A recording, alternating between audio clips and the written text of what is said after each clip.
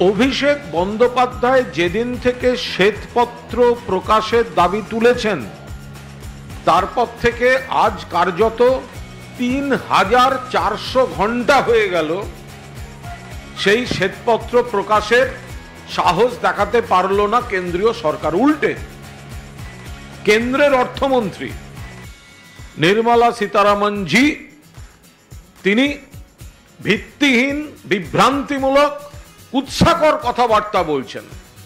আমাদের অর্থমন্ত্রী চন্দ্রিমা ভট্টাচার্য তার জবাব দেবেন। আমরা পরিষ্কার বলতে চাই যে এই যে ১০০ দিনের কাজের শ্রমজীবী মানুষকে বঞ্চিত করা, যার জন্য শেষ পর্যন্ত মমতা বন্দ্যোপাধ্যায় এই ৫৯ লক্ষ রাজ্যের কোষাগার থেকে টাকা দিয়েছেন। আমাদের পরিষ্কার কথা যে কেন্দ্রীয় সরকার এখন যে হিসাব দিচ্ছেন তাদের এটা বলতে লজ্জা করছে না যে এখানে সব রাজ্য কত পেয়েছে কত পেয়েছে কত পেয়েছে, আর তলায় লেখা পশ্চিমবঙ্গকে দেয়া হয়নি।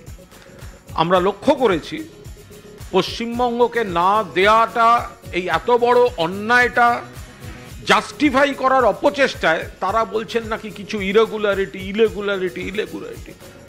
আরে সব থেকে দেশের মধ্যে ভুয়ো জব কার্ড যাদের বেশি, ১ নম্বর হচ্ছে উত্তরপ্রদেশ, বিজেপির রাজ্য, যোগীজির রাজ্য, ডবল ইঞ্জিন সরকার। ওড়িশা, মধ্যপ্রদেশ, গুচ্ছ গুচ্ছ ভুয়ো জব কার্ড। তারপরে তাদেরকে পাওনা দেয়া হচ্ছে, আর পশ্চিমবঙ্গকে মিথ্যা, কুৎসা এইসব করে আটকে রাখা হচ্ছে।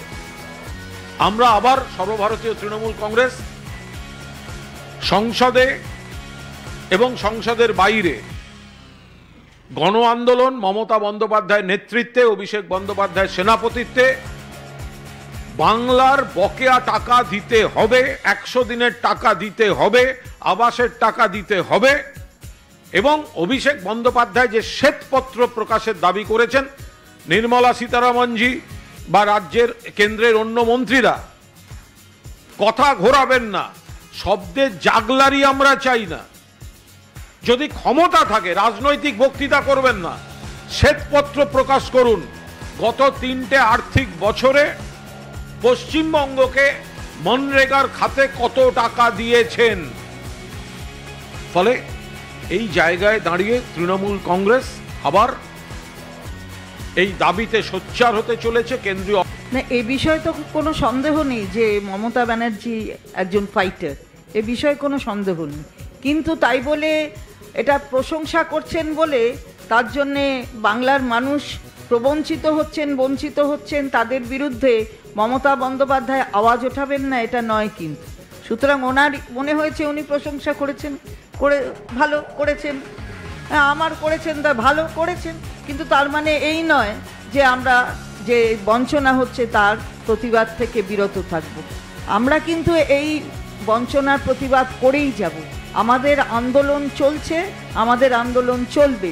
শ্বেতপত্রের দাবি উনি প্রশংসা করলেও থাকবে, না করলেও থাকবে, এখনো অবধি যেটা দেয়া হয়নি।